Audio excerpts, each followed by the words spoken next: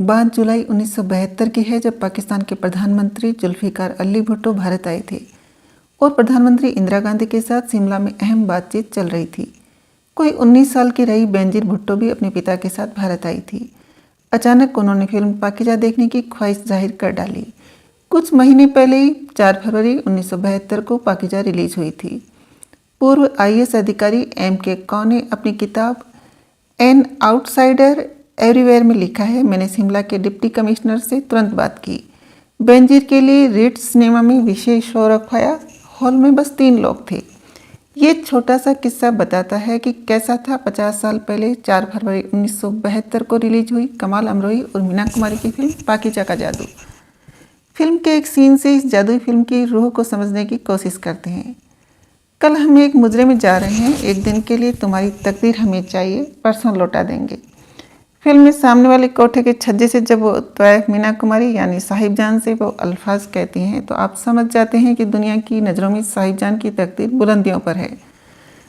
सबको उससे रश्क है, लेकिन कोठे पर बैठी साहिब जान मीना कुमारी एक अजीब सी बेरुखी से जवाब देती है, हाँ हाँ जरूर ले जाना तकदीर, फिर चाहे वापस भी मत करना। फिल्म पाकीज़ा में साहिब जान बनी मीना कुमारी के ये अल्फाज साहिब जान की ज़िंदगी, उसके जज्बात, उसकी कसमकस, उसकी बेबसी सब कुछ बयां कर देते हैं। वैसे बारीकी से देखेंगे तो पाकीज़ा की कहानी कई बार बताई जा चुकी है। एक तवाइफ, एक इज्जतदार घराने का लड़का और उसकी प्रेम कहानी शायद कुछ खास अलग तो नहीं है, पर ये जिस तरह से कही गई है वही पाकीज़ा को खास बनाती है। ये एक तवाइफ, साहिब जान मीना कुमारी और सलीम राजकुमार की दास्तां है। रात में ट्रेन के एक डिब्बे में इसकी ऐसी कहानी जहां सलीम ने बस साहिब जान के पैर देखे हैं और साहिब जान ने सिर्फ चंद अल्फाजों वाली वो चिट्ठी पढ़ी है जिसमें सलीम चुपके से उसके लिए छोड़ गया है। आपके पाँव देखिए बहुत हसीन हैं, इन्हें जमी पर मत उतारिएगा, मैले हो जाएंगे। लेकिन 2 लोगों की प्रेम कहानी से परे ये दरअसल साहिब जान के जद्दोजहद, ख्वाहिश और तड़प की कहानी है। तड़प की वो जैसी कि उसका माजी जो भी है, क्या समाज उसे उसी हाल में स्वीकार करेगा या उससे नकार देगा। और यही सवाल निर्देशक कमाल अमरोही की फिल्म पाकीज़ा को टाइमलेस भी बनाता है, क्योंकि पाकीज़ा एक ऐसे इंसानी जज्बात को छूकर जाती है जिसे इंसान कभी न कभी जूझता ही है, स्वीकारे जाने का सवाल। राजकुमार का वो डायलॉग, इन्हें ज़मीन पर मत रखिएगा, फिल्म में हर रात मीना कुमारी को ट्रेन की आवाज़ के सुनते ही अनजान शख्स को याद करते हुए कहती है, हर रात 3 बजे एक रेलगाड़ी अपनी पटरियों से उतरकर मेरे दिल से गुजरती है और मुझे एक पैगाम दे जाती है। एक तवाइफ की ये तड़प उस गुमनाम इंसान के लिए है जो उसके पैरों के नाम एक पैगाम लिख कर गया है। वो पैर जो सिर्फ औरों के लिए शामों को थिरकते रहे, लेकिन कोठों में रहने वाली साहिब जान मीना कुमारी की दोस्त उसे हकीकत का एहसास दिलाती है। ये पैगाम तेरे लिए नहीं, उस वक्त तेरे पैरों में घुंघरू बंधे हुए नहीं होंगे। अगर घुंघरू बंधे हुए होते तो कैसे कोई कहता कि इन पैरों को ज़मीन पर मत रखना। ये पैगाम तो है लेकिन भटक गया है। पाकीज़ा जज्बातों की कहानी है, तवाइफों और कोठों की कहानी है। दुनिया के लिए साहिब जान कोठे पर बैठी सिर्फ एक तवाइफ है। फिल्म में मीना कुमारी की आंखों का वो दर्द सच्चा मालूम होता है जब टूटी हुई साहिब जान कहती है, ये हमारे कोठे, हमारे मकबरे हैं जिनमें मुर्दा औरतों के जिंदा जनाजे सजा कर रख दिए जाते हैं। हमारी कब्रें पाटी नहीं जाती, खुली छोड़ दी जाती है। मैं एक ऐसी किसी खुली हुई कब्र की बेसब्र लाश हूँ। राजकुमार यानी सलीम से दुनिया जहाँ की मोहब्बत मिल जाने के बाद भी साहिब जान अपने आप को इस अपराध बोध से आज़ाद नहीं कर पाती कि वो आखिर है तो एक तवाइफ ही।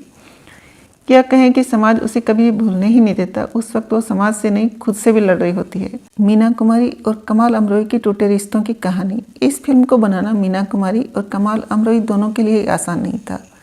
फिल्म के बनने की कहानी दिलचस्प और उतार चढ़ाव वाली है। पाकीज़ा कमाल अमरोही का आलीशान ख्वाब था। 1954-55 के आसपास इस फिल्म की शूटिंग शुरू हुई। मीना कुमारी और कमाल अमरोही का इश्क अपने उफान पर था। दोनों का निकाह भी हो चुका था, लेकिन धीरे धीरे मीना कुमारी और कमाल अमरोही में दूरियां बढ़ने लगी और 1964 के बाद दोनों अलग अलग रहने लगे। फिल्म पर दम तोड़ते रिश्तों की धूल जमती रही और फिल्म का काम पूरी तरह बंद हो गया। इस बीच मीना कुमारी बहुत बीमार रहने लगी। फिल्मी दुनिया की शिखर पर बैठी मीना शराब की आदी हो गई। इलाज के लिए वो विदेश चली गई। उनके चेहरे और शरीर में कई बदलाव आ चुके थे। दिलों में बैठ चुकी शक्ति को वो वक्त से कम किया तो कुछ हालातों ने। सब कुछ एक तरफ रखते हुए मीना कुमारी और कमाल अमरोही ने 1968 में फिर से फिल्म पर जी जान से काम शुरू किया। फिल्म पाकीजा के गाने और मुजरे इस फिल्म की आत्मा हैं। लेकिन जब फिल्म दोबारा शुरू हुई तो मीना कुमारी की सेहत ऐसी नहीं थी कि वो कठिन डांस स्टेप्स कर सके। इसलिए फिल्म में कुछ चुनिंदा जगह बॉडी डबल का इस्तेमाल किया गया। मेघनाथ देसाई ने अपनी किताब में इसका जिक्र किया है। पाकीजा के आखिर में एक मुजरा है जो फिल्म को क्लाइमैक्स तक ले जाता है, जब साहिबजान अपने ही प्रेमी सलीम की शादी पर मुजरा कर रही है। आज हम अपनी दुआओं का असर देखेंगे, जख्मी जिगर देखेंगे। इस मुजरे में अभिनेत्री पद्मा खन्ना को डबल के तौर पर इस्तेमाल किया गया। इसी फिल्म का एक और खूबसूरत गाना है मौसम है आशिकाना। फिल्म फेयर मैगजीन को दिए गए एक इंटरव्यू में मीना कुमारी के सौतेले बेटे ताजदार अमरोही ने बताया था कि अपनी छोटी अम्मी को याद करते हुए बताते हैं, जब पाकीजा की शूटिंग दोबारा शुरू हुई तो मौसम है आशिकाना गाना शूट हो रहा था। बाबा ने उस गाने में छोटी अम्मी को कुर्ता और लुंगी पहनवाई क्योंकि लीवर की बीमारी की वजह से वो बहुत मोटी हो चुकी थी। बाद में वो ट्रेंड बन गया। खराब सेहत की वजह से वो काफ़ी थक जाया करती थी और शॉट शुरू होते ही फिर जोश में आ जाती। फिल्म के आखिरी मुजरे में उन्हें तेज और गोल गोल घूमना था और फिर गिर जाना था, लेकिन सेहत को देखते हुए उनकी क्लोजअप बैठी हुई मुद्रा में लिए गए। जब राजकुमार के साथ निकाह के समय 2 सीढ़ियों पर दौड़ते हुए भाग जाती है, वहाँ भी बॉडी डबल का इस्तेमाल किया गया। चलो दिलदार चलो गाने में भी उनके चेहरे पर ज़्यादा फोकस नहीं रखा गया। लेकिन इन तमाम दिक्कतों के बावजूद न मीना कुमारी का हौसला डिगा न कमाल अमरोही का। ब्लैक और वाइट में शूट हुआ इन्हीं लोगों ने। वैसे टूटे रिश्तों की दरारों के बीच अटकी इस फिल्म को दोबारा शुरू कराने का श्रेय नरगिस को भी दिया जाता है। मेघनाथ देसाई अपनी किताब पाकीजा एन ओड टू ए बायगोन वर्ल्ड में लिखते हैं कि एक बार नरगिस और सुनील दत्त ने पाकीजा के शुरुआती प्रिंट देखे और देखकर कमाल अमरोही से कहा, इस फिल्म को पूरा होना चाहिए। पाकीजा जितनी अपनी अदाकारी और निर्देशन के लिए जानी जाती है, उतनी ही दूसरी चीज़ों के लिए भी। मसलन फिल्म के सेट की वजह से भी दिल्ली और लखनऊ के कोठों की दुनिया को कमाल अमरोही ने अपनी कल्पना के मुताबिक बखूबी ढालने की कोशिश की। बाजारी हुस्न का सेट जहां इन्हीं लोगों ने शूट किया गया था, उसे बनाने के लिए कोई 6 महीने लगे। जेवर जयपुर से मंगवाए गए। शूटिंग के दौरान साहिबजान मीना कुमारी के कैमरे में बेहतरीन और असली इत्र की शीशियाँ रखी जाती थी। मीना कुमारी ने कॉस्ट्यूम डिजाइन का जिम्मा खुद संभाला था और फिल्म क्रेडिट से ये जाहिर भी होता है। पाकीजा एक तौयब की कहानी है और इसका संगीत और एक एक गाना इस कहानी की रूह है। फिल्म शुरू ही होती है घुंघरों के थाप से और आप समझ जाते हैं कि सफ़र संगीत से भरा होने वाला है। गुलाम मोहम्मद यूँ तो सम्मानित संगीतकार थे, लेकिन इस वक्त दूसरे संगीतकारों का बोलबाला था। लेकिन कमाल अमरोही की जिद थी कि संगीत गुलाम मोहम्मद ही देंगे। 12 धुनों में से 6 धुनें कमाल अमरोही ने रखी और एक गाना आज की तारीख में नगीना माना जाता है। फिल्म के दौरान ही गुलाम मोहम्मद गुजर गए तो नौशाद साहब ने बैकग्राउंड स्कोर पूरा किया।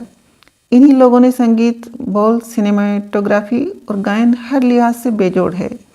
जब मीना कुमारी गुलाबी रंग के लिबास में ये मुजरा कर रही होती हैं तो आप बैकग्राउंड में अलग अलग कोठों पर कोई 10-12 तवाइफों का नाचते हुए देख सकते हैं। कमाल अमरोही ने सिनेमा स्कोप में ये गाना बहुत खूबसूरती से शूट किया था। संगीतकार की तरह जर्मन सिनेमेटोग्राफर जोसेफ पर्सिंग का भी बीच फिल्म में निधन हो गया था और कई सिनेमेटोग्राफर ने मिलकर इस फिल्म का काम पूरा किया।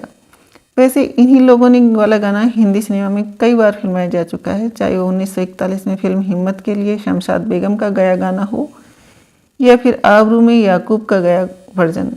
फिल्म से जुड़ा एक दिलचस्प किस्सा मेघनाथ देसाई अपनी किताब में बयां करते हैं। वो लिखते हैं, कमाल अमरोही ने फिल्म के लिए विदेश जाकर लेंस खरीदे, लेकिन तब लेंस कैमरे में लगे हुए नहीं आते थे, उन्हें फिट करना जटिल काम था। खैर अमरोही ने लेंस से शूटिंग की, लेकिन कुछ दिन बाद उन्होंने कहा कि सब कुछ आउट ऑफ फोकस है। कोई विशेषज्ञ मानने को तैयार नहीं था। आखिरकार MGM कंपनी लंदन में टेस्ट करवाने को राजी हुई। फिर हॉलीवुड लैब में भी टेस्ट हुआ तो पता चला कि 1000 रे के 1वें हिस्से के मार्जिन से लेंस ऑफ फोकस था। इस हद तक अमरोही परफेक्शनिस्ट थे। दूसरे पहलुओं की बात करें तो पूरी फिल्म में साउंड का कमाल का प्रयोग हुआ था। रात के सन्नाटे को बार बार चीरती रेल की वो सीटी जो साहिबजान को उस अनजान शख्स की याद दिलाती है जिसने तौयब की पहचान से परे उसे देखा और साहिबजान के मन में उम्मीद जगाई। और दूसरा लता की आवाज़ में वो आलाप जो हर बार सुनाई देता है जब साहिबजान गहरी उदासी में होती है। मजरू सुल्तानपुरी ठाड़े रहियो, कैफी आज़मी चलते चलते यूं ही कोई मिल गया था, कैफ भोपाली चलो दिलदार चलो जैसे दिग्गज गीतकारों के बोल इस फिल्म में हैं। मौसम है आशिकाना के बोल तो खुद कमाल अमरोई ने लिखे हैं। फिल्म का संगीत हो या बोल या इसके संवाद, हर पहलू में एक नफासत झलकती है। ये फिल्म जब 4 फरवरी 1972 को रिलीज हुई तो अपने वजूद में आने के करीब 15 साल बाद पर्दे पर आ रही थी। सिनेमा प्रेमी अमिताभ बच्चन भी दुनिया में कदम रख चुके थे। धीमी और शायराना अंदाज से बनी इस फिल्म को पहले दिन क्रिटिक्स में बहुत खराब रिव्यू दिया। विनोद मेहता ने अपनी किताब में Meena Kumari the classic biography में लिखा था, उस वक्त टाइम्स ऑफ इंडिया ने पाकीजा को लेविश वेस्ट करार दिया था, यानी एक आलीशान बर्बादी, जबकि फिल्म फेयर के एक क्रिटिक ने पाकीजा को सिर्फ 1 स्टार दिया था। लेकिन मराठा मंदिर में रिलीज हुई पाकीजा धीरे धीरे अपना जादू बिखेरने लगी। फिल्म फेयर में पाकीजा को कई पुरस्कार मिलने की उम्मीद थी, लेकिन इस वक्त लोगों को काफ़ी हैरत हुई जब बेस्ट फिल्म, बेस्ट डायरेक्टर और बेस्ट संगीत का अवार्ड फिल्म बेईमान को मिला। प्राण को जब बेईमान के लिए बेस्ट सहायक कलाकार का पुरस्कार मिला तो उन्होंने यह कहते हुए लेने से इनकार कर दिया था कि उनकी अपनी फिल्म बेईमान की जगह पाकीजा सर्वश्रेष्ठ संगीत के पुरस्कार की हकदार है। लेकिन इन सबसे परे पाकीजा कई मायनों में खास रही। फिल्म 4 फरवरी 1972 को रिलीज हुई। 31 मार्च 1972 को मीना कुमारी ने दुनिया को अलविदा कह दिया।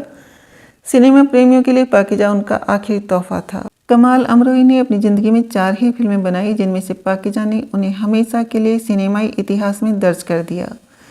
फिल्म के आखिर में एक सीन है जहां साहिबजान को सलीम राजकुमार की शादी पर मुजरे का न्योता दिया। सलीम से निकाह की पेशकश वो खुद पहले ही ठुकरा चुकी है। साहिबजान मीना कुमारी दिल खोलकर नाचती है और वहाँ टूटे कांच पर थिरकते ही उसके पैर लहूलुहान हो जाते हैं। वही पैर जिसके लिए कभी राजकुमार ने कहा था इन्हें जमीन पर मत रखिएगा। लेकिन इस फिल्म में आखिर एक औरत ही औरत के लिए आवाज़ उठाती है। साहिबजान की माँ से खुद कोठा चलाती है। वो साहिबजान की माँ के साथ हुई नाइंसाफ़ी देख चुकी है। वो साहिबजान को आखिर उसका हक दिलाती है। फिल्म में मीना कुमारी का डबल रोल है। तवाइफ माँ जो अशोक कुमार की बेटी यानी साहिबजान को जन्म देकर गुजर जाती है।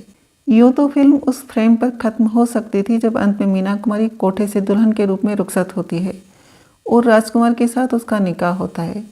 वो एक खूबसूरत मंजर होता, लेकिन कमाल अमरोई फिल्म पाकीजा को उसी कोठे की एक अनजान तवाइफ के चेहरे पर लाकर ख़त्म करते हैं।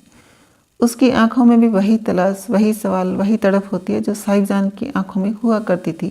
शायद एक और साहिबजान यहाँ से जन्म लेगी या फिर वहीं कैद होकर रह जाएगी। बेमिसाल अदाकारी, खूबसूरत लिबास, नक्काशी वाले आलीशान महल, कीमती जेवर, दिलकश नज़ारों से सजा कैमरे का हर फ्रेम, संगमरमर की तरह तरासा हुआ संगीत, शायरी में ढले संवाद और गीत। पाकीजा देखने पर यह समझ पाना मुश्किल है कि आप किसके लिए फिल्म देखना चाहते हैं। विनोद मेहता बकौल मीना कुमारी किताब में लिखते हैं, पाकीजा एक ऐसा ख्वाब था जिसके पीछे उनकी कमाल अमरोई रूह बरसों से भटकती रही। ये वो महबूबा है जो उनकी कल्पना में न जाने कब से बसी हुई थी। असल ज़िंदगी में मीना कुमारी और कमाल अमरोई की अधूरी प्रेम कहानी भले अधूरी रही, लेकिन दोनों ने मिलकर पाकीजा का आलीशान सपना पूरा किया।